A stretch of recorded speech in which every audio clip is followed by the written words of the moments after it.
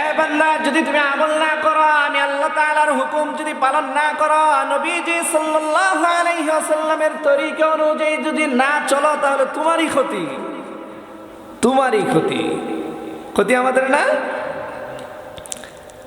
আল্লাহ বলে, আমার এইরকম অসংখ্য হাজার হাজার লক্ষ লক্ষ কোটি কোটি ফেরেশতা আমি আল্লাহ তাআলা বানায় রাখছি। সবাই আমার ইবাদত করতেছে, কেউ সিজদা করতেছে, কেউ রুকুর মধ্যে পড়ে আছে, কেউ সিজদার মধ্যে পড়ে আছে, কেউ তাকবীরে উলার মধ্যে পড়ে আছে, কেউ সূরা ফাতিহা পড়তেছে, কেউ সূরা মুলক পড়তেছে, সূরা বাকারা পড়তেছে। কোনো অভাব নাই, আমি আল্লাহ তাআলার ইবাদতের কোনো অভাব নাই। আল্লাহ রাব্বুল আলামিন কেমন ফেরেশতা, কি পরিমাণ ফেরেশতা আল্লাহ তাআলা বানায় রাখছেন শুনেন। সুজা মক্কার ঘর থেকে, কাবা ঘর থেকে উপরে বাইতুল মামুর জামে মসজিদ যে আছে, প্রতিদিন ফেরেশতারা তওয়াফ করে, তওয়াফ করে, তওয়াফ করে। প্রতিদিন ৭০,০০০ করে ফেরেশতারা তওয়াফ করে। নবীজি বলেন, একবার যে তওয়াফ করলো ৭০,০০০ ফেরেশতা, খুব ভালো করে হাদিসটা বুঝবেন, বাইতুল মামুর জামে মসজিদে যে ফেরেশতারা তওয়াফ করে, একবারে ৭০,০০০ ফেরেশতা তওয়াফ করে। আর যেই ৭০,০০০ ফেরেশতা একবার তওয়াফ করলো, যেই ৭০,০০০ ফেরেশতা একবার তওয়াফ করলো, কিয়ামত পর্যন্ত ওই ৭০,০০০ ফেরেশতা আর কোনোদিন সিরিয়াল পাবে না। সুবহানাল্লাহ বলে। এরপরে আরেক দল ফেরেশতা, এরপরে আরেক দল। আল্লাহ তাআলা অনেক ফেরেশতা বানায় রাখছে না, লক্ষ লক্ষ ফেরেশতা বানায় রাখছে না। তারপরেও আল্লাহ তাআলা আদম বানাবে, আল্লাহর শখ।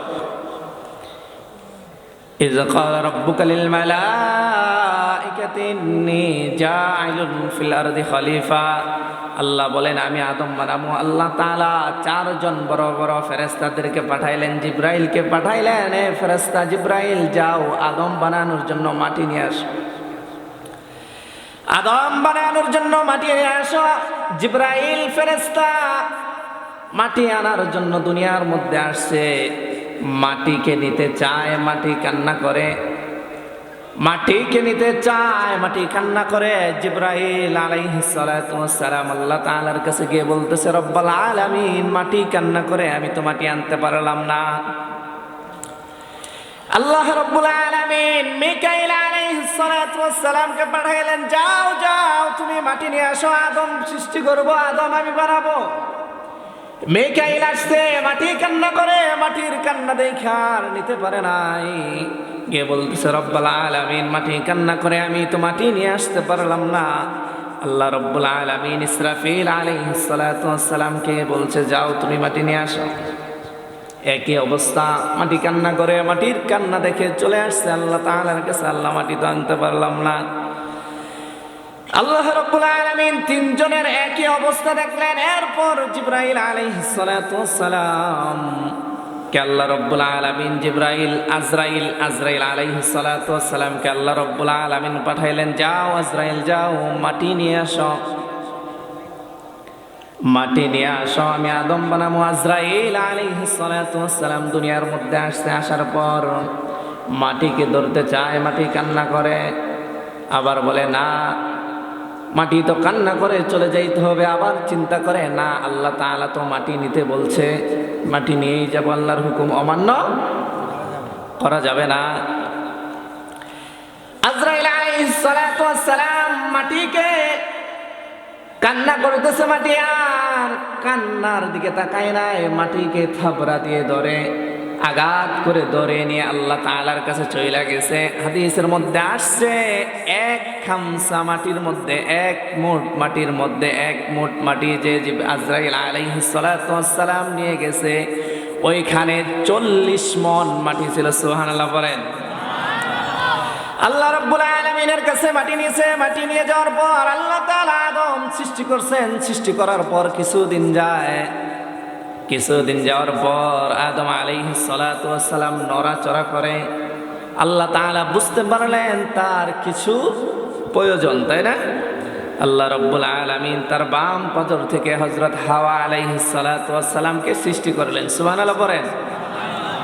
নড়াচড়া বই যায় দেখে আল্লাহ বুঝতে পারছে। আল্লাহ তো মহাজ্ঞানী, আল্লাহর মতো জ্ঞানী কেউ আছে? আল্লাহর মতো জ্ঞানী কেউ আছে? নাই। কঠিনকালে হবে? যদি আপনি বলেন যে আল্লাহর চাইতে জ্ঞানী কেউ আছে, আপনি শিরিক করছেন। ইন্না শিরকা লাযুলমুন আযীম। শিরক যে কত বড় গুনাহ। কেউ যদি শিরক করে, করার পরে যদি তওবা না করে, আর ওই ব্যক্তি যদি মারা যায়, চিরস্থায়ী জাহান্নামী হবে ওই ব্যক্তি। নাউযুবিল্লাহ বলেন জোরে।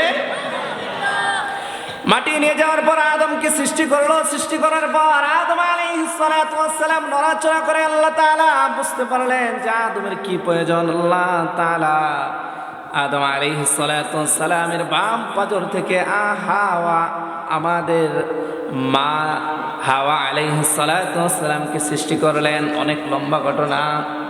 হাওয়া আলাইহিস সালাতু ওয়াস সালামকে সৃষ্টি করার পর, আদম আর হাওয়াকে সৃষ্টি করার পর শয়তান সবাইরে কিন্তু সব ফেরেশতাকে বলছিল সেজদা করো, উসজুদু লি আদম ফাসাজাদু ইল্লা ইবলিস। ফেরেশতাদেরকে বলছে এই আদমকে সেজদা করো। সেজদা করে না একজন, নাম কি? ইবলিস। জোরে বলেন নাম কি? ইবলিস। সবাই সেজদা করছে, সেজদা করে না একজন, নাম কি? ইবলিস। উসজুদু লি আদম ফাসাজাদু ইল্লা ইবলিস আবা ওয়াস্তাকবারা ওয়া কানা মিনাল কাফিরিন। চিরস্থায়ী জাহান্নামে হয়ে গেছে ইবলিস। আদমকে সেজদা না করার কারণে অহংকার করছে। অহংকার করা ভালো? অহংকার করা ভালো না। অহংকার এত খারাপ জিনিস যে এই ইবলিস শয়তান সকল ফেরেশতাদের বস ছিল, মানে সকল ফেরেশতাদের লিডার ছিল শয়তান ইবলিস। এত ইবাদত করছে, আর ইবাদতে আল্লাহ তাআলা এত খুশি হয়েছে যে ফেরেশতাদের লিডার বানাই দিয়েছে। সুবহানাল্লাহ বলেন।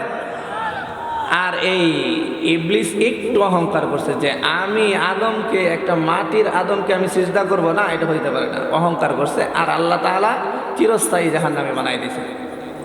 চিন্তা করছেন তো? অহংকার করা যাবে বাবাজিরা? অহংকার করা যাবে না। অহংকার এত খারাপ জিনিস, যেরকম জ্বলন্ত আগুনের মধ্যে শুকনা কাঠ রাখলে আগুন জ্বলন্ত কাঠকে কিরকম পুরাইয়া দেয়, অনেক পুরাইয়া দেয় না? ঠিক অহংকার মানুষকে এইভাবে ধ্বংস করে দেয়। নাউযুবিল্লাহ বলেন।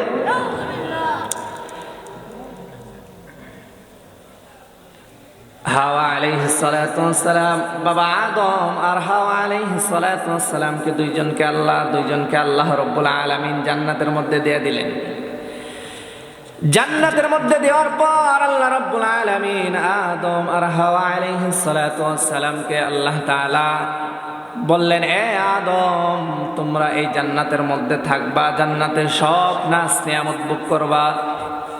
সাবধান আদম আর হাওয়া, ওই যে দেখতেছো একটা গাছ, ওই গাছের ফল তো খাওয়া দূরের কথা, গাছের নিচেও যাও না, এরকম বলছে আল্লাহ তাআলা।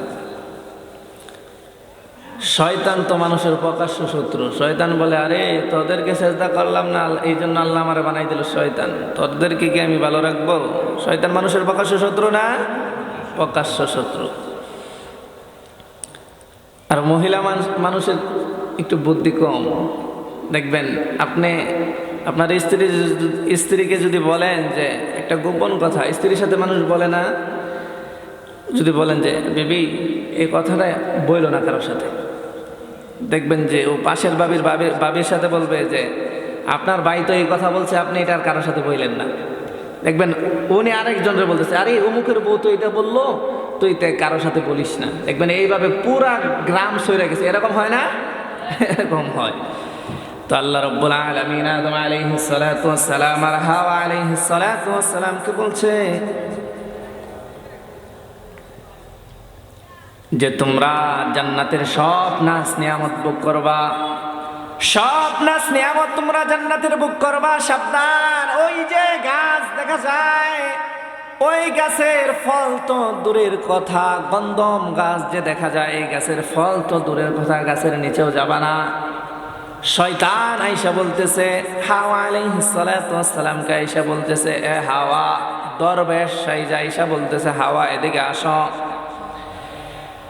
হাওয়া আলাইহিস সালাতু ওয়াস সালাম আসছে। আসার পর শয়তান বলতেছে, ইবলিস বলতেছে, হাওয়া, আল্লাহ তাআলা তোমাদেরকে সব নাজ নিয়ামত ভোগ করার জন্য বলছে, আর শুধু ওই গাছের নিচে যাওয়ার জন্য নিষেধ করছে, তাই না? কয় হ্যাঁ হুজুর, হ্যাঁ আল্লাহ তো এটাই বলছে। কয় জানো নি আল্লাহ তাআলা কি জন্য তোমাদেরকে এই গাছের নিচে যাওয়ার জন্য নিষেধ করছে? কয় কি জন্যে? শয়তান বলতেছে হাওয়া, আল্লাহ তাআলা তোমাদেরকে এই জন্যই নিষেধ করেছে, যদি তোমরা ওই গাছের নিচে যাও, ওই গাছের ফল খাও, তাহলে তোমরা চিরস্থায়ী জান্নাতি হয়ে যাইবা। আর যদি না খাও, কিছুদিন পরে আল্লাহ তোমাদেরকে দুনিয়াত বাইর করে দেবে। উল্টা বলছে না? যদি ফল না খাই তো জান্নাতি আমরা থাকতাম। সুবহানাল্লাহ বলেন। শয়তান ওসওয়াসা দিছে, উল্টা বলতেছে তোমরা যদি এই গাছের ফল খাও, গাছের নিচে যাও, তাহলে চিরস্থায়ী জান্নাতে থাকতে পারবা। মহিলা মানুষ তো একটু লোভী হয়ে গেছে। হায় হায়, এত নাচ নিয়ামত বুক করতেছে, আর এইখান থেকে কিছুদিন পর আমাদেরকে বের করে দেবে। এই কাম করাই যাবে না, আমরা জান্নাতেই থাকতে চাই। হঠাৎ করে চলে গেছে গাছের নিচে। গাছের নিচে চলে যাওয়ার পর গাছের ফল পারবে, ওই সময়ই জান্নাতি পোশাক শরীরে গেছে। নাউজুবিল্লাহ পড়ে। সব কার ফয়সালা? আল্লাহর, তাই না? গাছের ফল খাবে যেই সময় জান্নাতি পোশাক চলে গেছে। আল্লাহ রাব্বুল আলামিন হাওয়া আলাইহিস সালাতু ওয়াস সালাম আর আদম আলাইহিস সালাতু ওয়াস সালামের শরীর থেকে জান্নাতি পোশাক চলে গেছে। জান্নাতি পোশাক যেই সময় চলে গেছে, চলে যাওয়ার পর লজ্জাস্থান রাখার জন্য গন্ধম গাছের যে বড় বড় পাতা ছিল, ওই পাতাগুলা দিয়ে তারা লজ্জাস্থান ডাকতে চাইতেছিল। এখানে একটা হাদিস আপনারা শোনেন। গাছ থেকে পাতা মানুষ ছিঁড়ে না, এটা অনুমতি নিয়ে ছিঁড়া লাগে।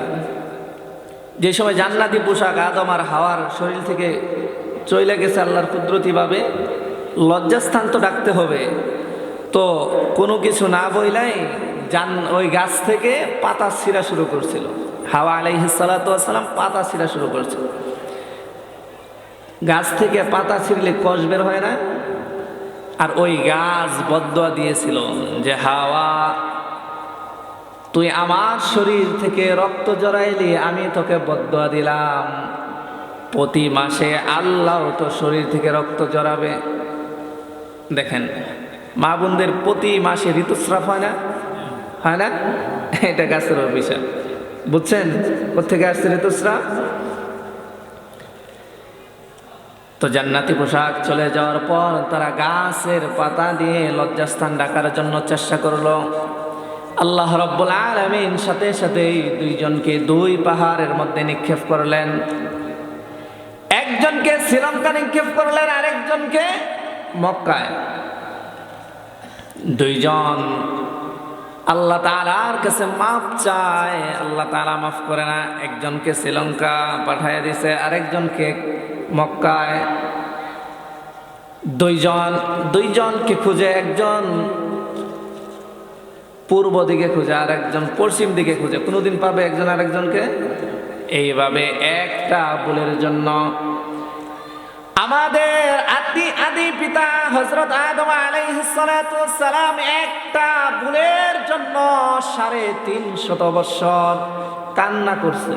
350 বছর শুধু আল্লাহর কাছে মাপ চাইছে। 350 বছর আল্লাহ তাআলার কাছে মাপ চাওয়ার পর আল্লাহ রাব্বুল আলামিন দুজনকে যেই সময় আরাফাতের ময়দানে একত্রিত করে দিয়েছেন, হাওয়া আলাইহিস সালাতু ওয়াস সালাম আর আদম আলাইহিস সালাতু ওয়াস সালামকে একত্রিত করছেন।